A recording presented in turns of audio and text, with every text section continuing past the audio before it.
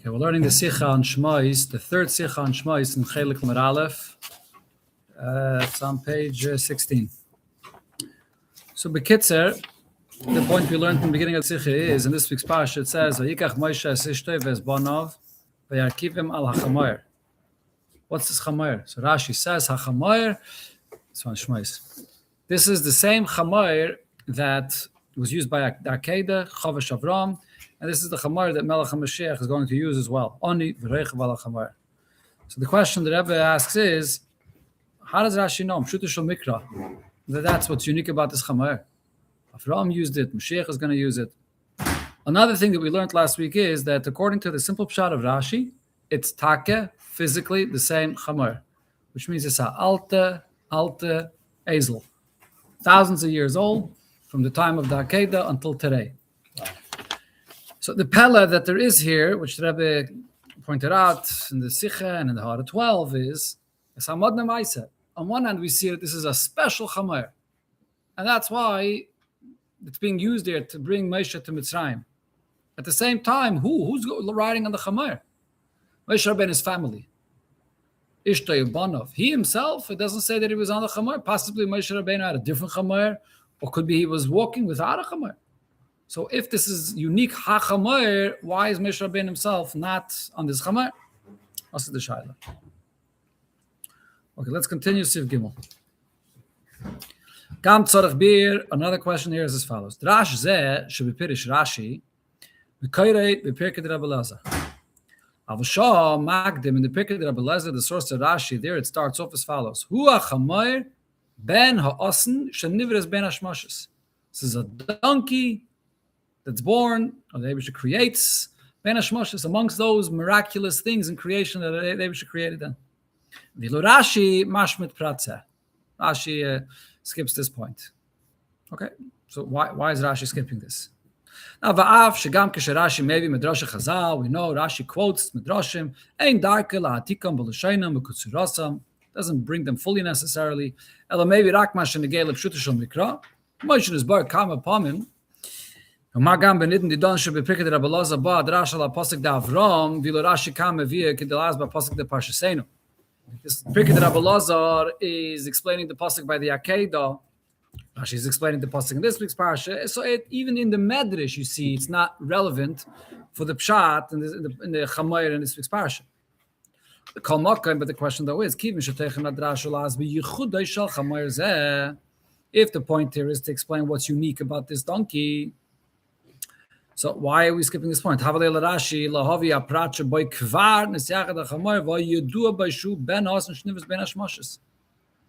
Rashi bring this point that it was created ben hashmoshes? That's the first point about what's unique about it. Maybe it would even be enough for Rashi just to mention this point. This donkey is created ben hashmoshes, a unique donkey. The other points happened afterwards. Rashi is skipping the first point about this donkey. The fact that it's the same donkey that Mashiach is going to be revealed in it, that's happening way later. How does that fit into Pshuta Shel Mikra? That Moshe Rabbeinu, when he goes to redeem Eden from Mitzrayim, is using a donkey that in the future by Mashiach is going to be used.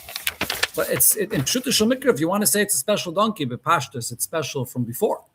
From creation, not based on what is going to happen later. So the fact that Rashi doesn't quote this, we must say, Shekavanas Rashi kani levayer loirak es yichudoi shechamer zeh bechlal. Rashi is not just trying to show what is unique about this donkey generally.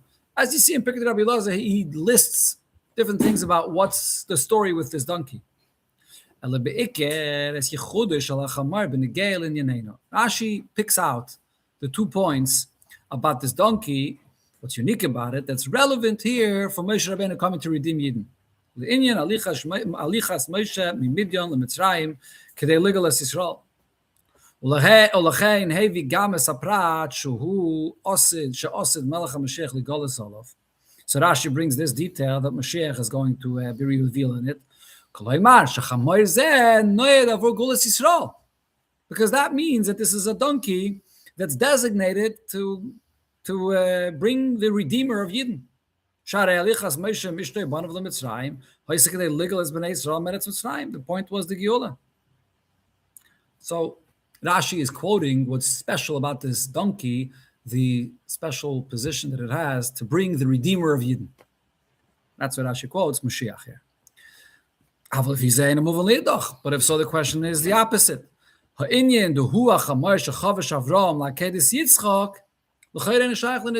fact that it's a donkey that was used by the Akedah doesn't make it qualified for Moshe Rabbeinu to come as a redeemer of Yidden. What's the connection of the Akedah to the union of the Gula? Okay, so that's less to be explained. So in order 15, the Rebbe adds, "V'doichik gadol loymar she'ein la'achshivai betur chamayr amiyuchad olakarei ha'chamayr rak beglal mashikra lost hu shas melchem shich l'kol hasolaf." It's very difficult to say that. You can't say ha'chamayr if at this point it's not yet a unique donkey. It's going to become unique since it's going to be used thousands of years later. The Rebbe says that's a doichik gadol. The fact that this same donkey is going to be used thousands of years later by Mashiach, then what does it mean? When does it become a special donkey? When it's used by Mashiach? Or the fact that it's used later by Mashiach is the proof that it was already a special donkey from before, when Moshe Rabbeinu was using it. So that's enough of a proof about its status today. Why is it necessary to bring from the fact that it was used by the Akedah? In other words, Beit Moses, we have a whole thing. We have 5,000, 6,000 years. Beit Moses all the way to Mashiach. Correct. And so the question is, the individual thingies to show in the middle. Why do we need them to show the specialness? Yeah. What's the Indian? Okay. Let's see. Okay. Siv Dalet. So here comes the explanation. By Beit Moses, still that donkey that was being made. It was neutral. It didn't have a title on it yet until Kedas Yitzchak, until Moshe Rabbeinu. Okay, but it was then you go back and you talk about Beit Moses. It was created at that time as a miraculous donkey. Right. Wasn't a natural donkey that later miraculously continued living. It was l'chatchila created as a miraculous donkey. Like Vayiftach Hashem's Pia Hasan, which was created Ben Hashmoshes, and the other things, the Pia Aretz that were created Ben Hashmoshes. It's not a miracle that happens later. It's l'chatchila created as a miraculous existence. That's the story with this donkey. Waiting to be carried out. Yeah. But this is only the son of the donkey that was created by this person. No. This is the donkey. This is the donkey. Chamayr ben Asan, not the Asan which was created by the Chamayr ben Asan that was created ben Hashmoshes. That's the meaning. Not the mother was created ben Hashmoshes, and this is the son of no. The Chamayr ben Asan which was created ben Hashmoshes. Why did we point? Okay, I don't want to get off the point. Why did they say ben Asan? Again? Why did they say ben Asan? Ben Asan, because every Chamayr has a mother. Who cares? That's why they shouldn't have to mention it. Leave the lights on. You want to give out? Okay. Let's stay on track. Let's see. Siv Dalet. So the beer about this unique donkey here is as follows. First of all, in Pshat, what Rashi is addressing is there's something extra in the language of the pasuk. And move on. The question is as follows: Lamalei lefarish or lefaret oifen alichas Moshe umishpachte leMitzrayim. The whole description. The title describes it. How did his family go to Mitzrayim? They rode on a donkey. Why is that relevant? He returned. How he went? By car, by plane, by helicopter, first class, donkey travel.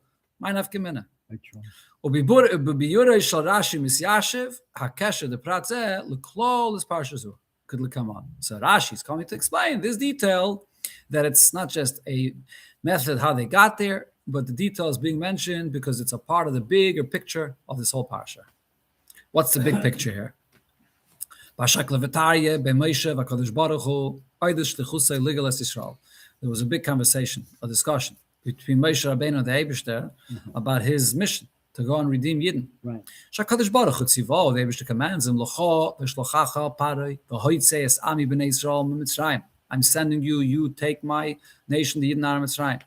Moshe sirev l'kabel es hashlichus. And Moshe Rabbeinu refuses to accept the shlichus. So he nebesim azayin yomim. After 7 days, shebehem hayakadosh baruch hu mefates Moshe b'snei leilach b'shlichusai. And each one of the days, Hashem is convincing Moshe Rabbeinu to take it on and to go. Moshe, finally, at the conclusion, what does Moshe Rabbeinu say? Shlach no biyat tishlach. What does that mean? Lefi Pirish Rashi, yesh b'mayne zeh shnei inyanim. Moshe Rabbeinu's response includes two details. Aleph, one point is shaloi haya reitze little gedula al aran achav shei gadol men v'navi. He didn't want to outshine his older brother that was greater than him and was also a prophet. Who's worthy that you should send? The one that you will send to be the Kohen Gadol. So send Aaron to redeem you. Another pshat, Rashi says, biyad acher shetirtze l'shloyach. Send through someone else that you wish to send, because she'ein soifi lachnisam la'aretz v'ili es geilam los. I'm not going to bring them into the land. I'm not going to be the final redeemer in the future. Send Mashiach in my place. That's what Moshe Rabbeinu says. So this is a big part of the conversation here. But what happens? B'seife shel davar, kibel Moshe al atzmei es tashliches lahitzes b'nei Yisrael. Moshe Rabbeinu does finally accept to come and redeem Yidden. Pirish Rashi, what's the reason why he did accept after all of this? Hashem got angry with Moshe Rabbeinu, kaviyachol, and then Moshe Rabbeinu sort of had no choice, and he accepted the mission. But all it says there that Hashem says, okay, I had enough of this already. You have to do it. It's your mission. Vizel, he didn't have a choice in the matter.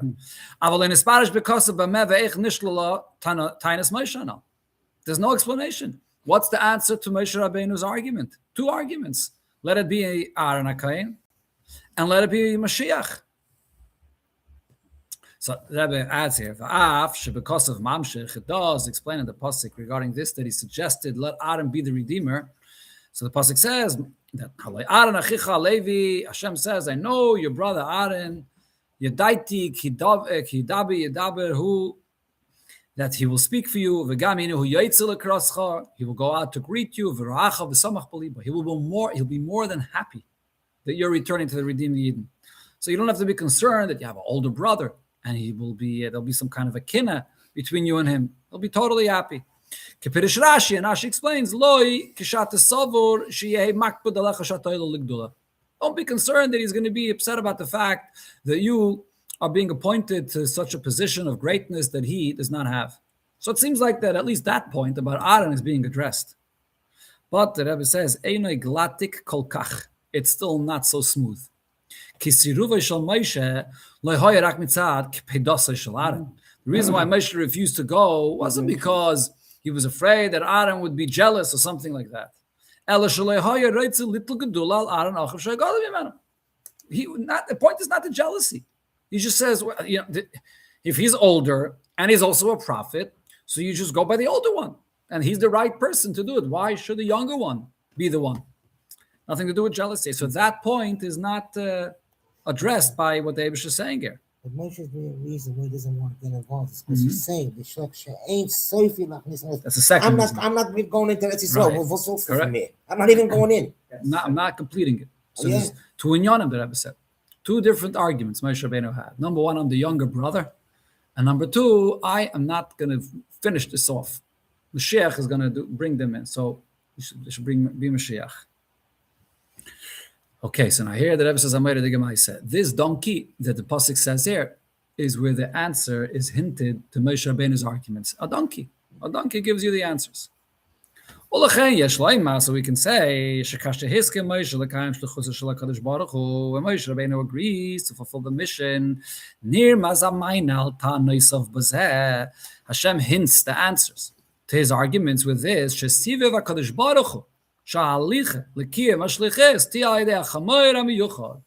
Eibusher that orchestrates that this donkey used before us, the special donkey, is here available to take him down to Mitzrayim. And Rashi here brings the points. This is the donkey used at the Akedah. And the same donkey that Mashiach will be revealed in it. With this, you have the answer to both of the questions that, or both of the arguments that Moshe Rabbeinu said, why he does not want to go down to Mitzrayim. What's the 2 points here? So we see two different aspects about what's special with this donkey. corresponding to the two arguments that Moshe Rabbeinu said why he doesn't want to go to Mitzrayim. What are the 2 points? When it comes to that Akedah, and Avram saddles the donkey and he's commanded, what does it say? Hashem says to Avram, bring your son as the Eilah. So which is something which is Mesiras Nefesh, Mamish, your own son.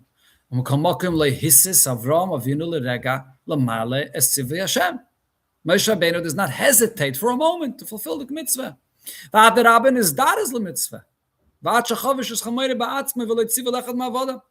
With the main schus of the whole Akedah is the zrizos. The Alter Rebbe famously says also in Tanya that the whole schus of the Akedah that we mention every single day, the actual Akedah itself is something which Mesiras Nefesh you have throughout the generations. But the zrizos, he went and fulfilled it without asking any questions.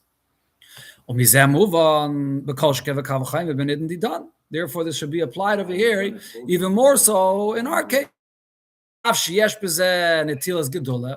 That although over here it seems like that Moshe Rabbeinu is taking for himself a level of greatness, he's being elevated to a position. And in addition to this new position he's taking on, it's possible that Aaron should be upset about this. Or even if he won't mamish have a kapeda, but at least to some extent he won't take it with a full heart. But nevertheless, so David is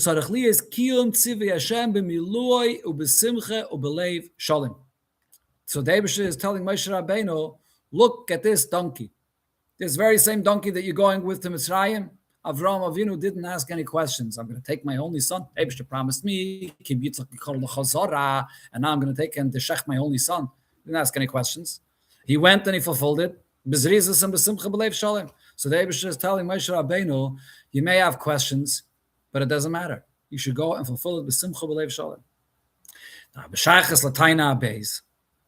Then there's another answer, even though this basically covers both arguments, because the point here is, it doesn't make a difference what your tainas are. When the Eibusha commands, you just do it b'zrizis b'simcha b'leiv shalom.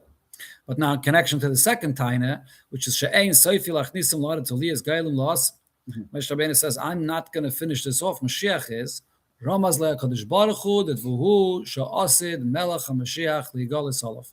You're using now the very same donkey that Mashiach will also use when he's revealed to Yidden. What David is hinting by this is, Hainu she'ein heim shnei inyanim u'gu'ulis nefradis. The redemption of Mitzrayim and the Gula Asida are not separate. Elasha Gula Asida yedei melech ha'mashiach harei hemshech l'gula zudi yitzis Mitzrayim al yedei Moshe. The Gula Asida is continuing the beginning of the process of redemption. Va'gula Asida v'zgalas melech ha'mashiach tluya b'koichoi shel Moshe u'pulasa b'gulas Mitzrayim. David is telling Moshe Rabbeinu, the way you look at it is that I'm doing one step, and then the final step Mashiach does, and what Mashiach does has nothing to do with me. Mashiach is able to redeem Yidden fully. Moshe Rabbeinu says, I'm only able to redeem Yidden halfway. So who should be the one that should take Yidden out of Mitzrayim? The one that has the power to redeem Yidden halfway, or the one that has the power to redeem Yidden fully? Mashiach, that can redeem them fully. What the Eibishter is responding to Moshe Rabbeinu is, no, you got it all wrong. It's not the pshat that Mashiach could redeem them fully. Mashiach can't do it without your koyach. Mashiach could only do what he's doing because he's going to continue on the foundation of redemption that you're going to begin. The Gula Asida is not a new redemption where Mashiach has a power to do a full redemption from the Gulas today. Mashiach is able to take and build on what you're going to start and complete it. But we need you to start it. There's nobody else that can start it without you. That's the word that David is hinting to Moshe Rabbeinu with this donkey here that belongs to Moshe, now being used by Moshe Rabbeinu, but will also then continue being used by Mashiach. There's some others over here. You could look into some others very interesting footnotes here that Rebbe's Masber better what's going on here. It is this concept, by the way, in Chassidus, it's Mavur Barichas Gedayla. I was going to speak a little bit more soon about Chassidus.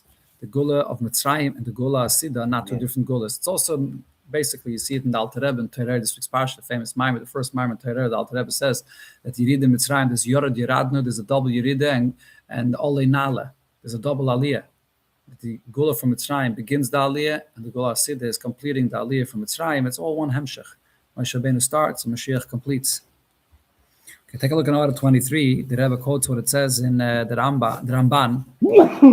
L'har gam Ramban kan b'seifai tziva HaKadosh Baruch Hu. The Eibusher commands Moshe Rabbeinu, the Yashuv, the Mitzrayim, and Banavish, they should return with his children and his wife, his family. And the Ramban continues, Aval Pirish Rashi kosher loy mekain. According to Rashi, it's difficult to say this. So the Ramban says that Moshe Rabbeinu was commanded to go with his children and his wife to Mitzrayim. But Rashi though says that what happens when he comes to Mitzrayim, Aaron says, what are you doing? Why are you bringing your family to Mitzrayim? And he sends him back to Midian. So that means that he didn't get this command from Eibishter. They actually came to Mitzrayim, but then afterwards they returned to Midian, for a different reason, which Ramban explains. Okay, interesting. I'm not sure why the Rebbe is bringing this Ramban over here, this machlokes of Rashi and the Ramban over here. Siviv HaKadosh Baruch Hu. I guess it's another source for this point that the Rebbe is saying inside the sicha, that this donkey, it's the Eibishter that commanded he should bring his family. So if he's bringing his family, he needs this donkey for his family. Hara 24, the Rebbe adds, Rashi does not quote from the pasuk the word, and he had him ride on the donkey. If this is also an extra word. Then we would say, if you would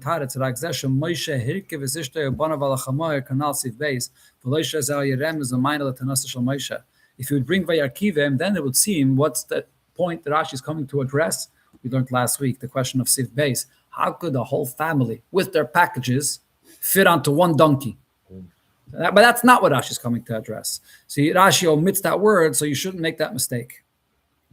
Okay, now the 125 more relevant here for the teichen of what the Rebbe is saying inside the Sicha.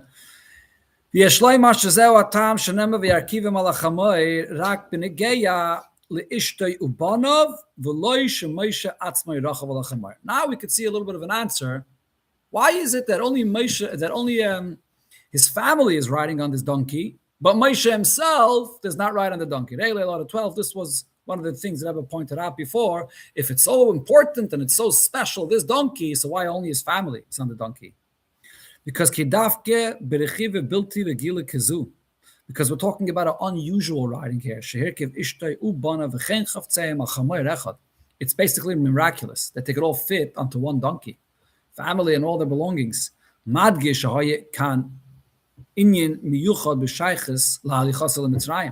This is what highlights the fact that there's something unique about him going to Mitzrayim. If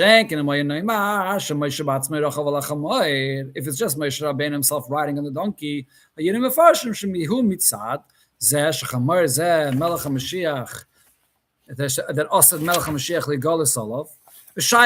then yet we would see that this is a donkey connected to redemption. And therefore Moshe